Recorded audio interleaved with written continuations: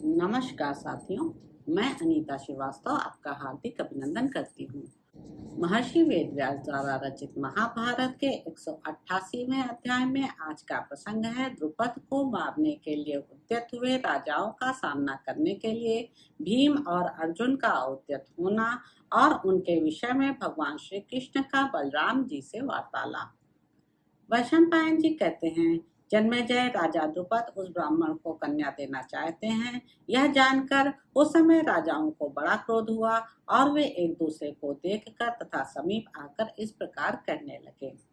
यह राजा द्रुपद एकत्र हुए हम लोगों को तिनके की तरह तुच्छ समझकर और हमारा उल्लंघन करके युवतियों में श्रेष्ठ अपनी कन्या का विवाह एक ब्राह्मण के साथ करना चाहता है। यह वृक्ष लगाकर अब फल लगने के समय उसे काट कर गिरा रहा है। अतः हम लोग इस दुरात्मा को मार डालें, क्योंकि यह हमें कुछ नहीं समझ रहा है। यह राजा द्रुपद गुणों के कारण हमसे विद्धोचित सम्मान पाने का अधिकारी भी नहीं है। राजाओं से द्वेष करने वाले इस दुराचारी को पुत्र सहित हम लोग मार डालें। पहले तो इसने हम सब राजाओं को बुलाकर सत्कार किया, उत्तम गुणयुक्त भोजन कराया और ऐसा करने के बाद यह हमारा अपमान कर रहा है।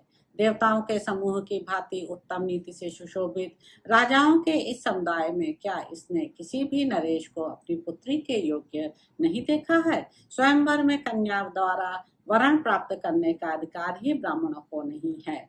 यह बात प्रसिद्ध है कि स्वयंवर क्षत्रियों का ही होता है। अथवा राजाओं, यदि यह कन्या हम लोगों में से किसी को अपना पति बनाना ना चाहे तो हम इसे जलती हुई आग में झोंक कर अपने अपने राज्य को चल दें। यद्यपि इस ब्राह्मण ने चपलता के कारण अथवा राजकन्या के प्रति लोभ होने से हम राजाओं का अप्रिय किया है, तथापि ब्राह्मण होने के कारण हमें किसी प्रकार इसका वध नहीं करना चाहिए, क्योंकि हमारा राज्य, जीवन, रत्न, पुत्र, पौत्र तथा और जो भी धन वैभव है वह सब ब्राह्मणों के लिए ही है। द्रुपद को हम इसलिए दंड देना चाहते हैं कि अपमान न हो, हमारे धर्म की रक्षा हो और दूसरे स्वयंवरों की भी ऐसी दुर्गति न हो। यूं कहकर परिक जैसी मोटी बाहों वाले वे श्रेष्ठ भूपाल हर्ष में भरकर हाथों में अस्त्र शस्त्र लिए द्रुपद को मारने की इच्छा से उनकी ओर वेग से दौड़े। उन बहुत से राजाओं को क्रोध में भरकर धनुष लिए आते देख द्रुपद अत्यंत भयभीत हो ब्राह्मणों की शरण में गए। मद की धारा बहाने वाले मदोन्मत्त गजराजों की भांति उन नरेशों को वेग से आते देख शत्रुदमन महान धनुर्धर पांडुनंदन भीम और अर्जुन उनका सामना करने के लिए आ गए। तब हाथों में गोह के चमड़े के दस्ताने पहने और आयुधों को ऊपर उठाए अमर्ष से भरे हुए वे नरेश कुरु राजकुमार अर्जुन और भीमसेन को मारने के लिए उन पर टूट पड़े।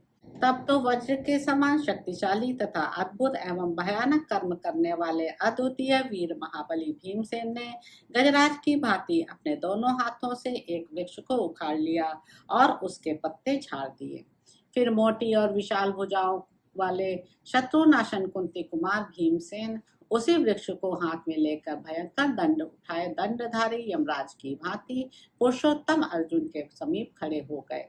असाधारण बुद्धि वाले तथा देवराज इंद्र के समान महापराक्रमी अचिंत्य कर्मा अर्जुन अपने भाई भीमसेन के उस अद्भुत कार्य को देखकर चकित हो उठे और भय छोड़कर धनुष हाथ में लिए हुए युद्ध के लिए डट गए।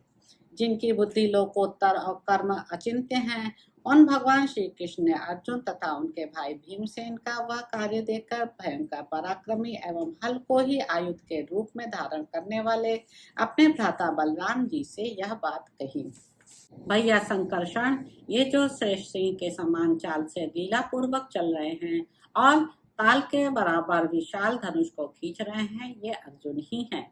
इसमें विचार करने की कोई बात नहीं है। यदि मैं वासुदेव हूँ तो मेरी यह बात झूठी नहीं है। और ये जो बड़े वेग से वृक्ष उखाड़कर सहसा समस्त राजाओं का सामना करने के लिए उद्यत हुए हैं, भीमसेन हैं, क्योंकि इस समय पृथ्वी पर भीमसेन के सिवा दूसरा कोई ऐसा वीर नहीं है जो युद्ध भूमि में यह अद्भुत पराक्रम कर सके। अच्युत, जो विकसित कमल दल के समान विशाल नेत्रों वाले दुबले पतले विनयशील गोरे महान सिंह की सी चाल से चलने वाले तथा लंबी सुंदर एवं मनोहर नाक वाले पुरुष निकले हैं, वे धर्मपुत्र युधिष्ठिर हैं। उनके साथ युगल कार्तिकेय जैसे जो दो कुमार थे, वे अश्विनी कुमारों के पुत्र नकुल और सहदेव हैं, ऐसा मेरा अनुमान है, क्योंकि मैंने सुन रखा है कि उस लाक्षागृह के दाह से पांडव और कुंती देवी सभी बचकर निकल गए हैं। राजा लोग रणभूमि में पांडु पुत्र अर्जुन के प्रति अपना क्रोध जैसे प्रकट कर रहे थे, उसे सुनकर अर्जुन के बल को जानते हुए चक्रधारी पुरुषोत्तम भगवान श्री कृष्ण ने बलराम जी से कहा, भैया, आपको घबराना नहीं चाहिए। यदि बहुत से देवता और असुर एकत्र हो जाएं, तो भी भीम के छोटे भाई कुंती कुमार अर्जुन उन सबके साथ अकेले ही युद्ध करने में समर्थ हैं। फिर इन मानव भूपालों पर विजय पाना कौन बड़ी बात है। यदि सव्यसाची अर्जुन हमारी सहायता लेना चाहेंगे तो हम इनके लिए प्रयत्न करेंगे। वीरवर, मेरा विश्वास है कि पांडुपुत्र अर्जुन की पराजय नहीं हो सकती। जलहीन मेघ के समान गौरवर्णमाल्य हरधर ने अपने छोटे भाई श्री कृष्ण की बात पर विश्वास करके उनसे कहा, भैया, कुरुकुल के श्रेष्ठ वीर पांडवों सहित अपनी बुआ कुंती को लाक्षागृह से बची हुई देखकर मुझे बड़ी प्रसन्नता हो रही है। तो इस प्रकार साथियों, आदि पर्व के अंतर्गत स्वयंवर पर्व में श्री कृष्ण वाक्य विषयक 188वां अध्याय पूरा हुआ। इसके अगले अंक में आप जानेंगे कि अर्जुन और भीमसेन के द्वारा कर्ण तथा शल्य की पराजय और द्रौपदी सहित भीम अर्जुन का अपने डेरे पर जाना। तो अब आपसे अगले अंक में मुलाकात होगी। मेरे YouTube चैनल संवाद विद अनीता को लाइक करें, शेयर करें, सब्सक्राइब करें। धन्यवाद साथियों।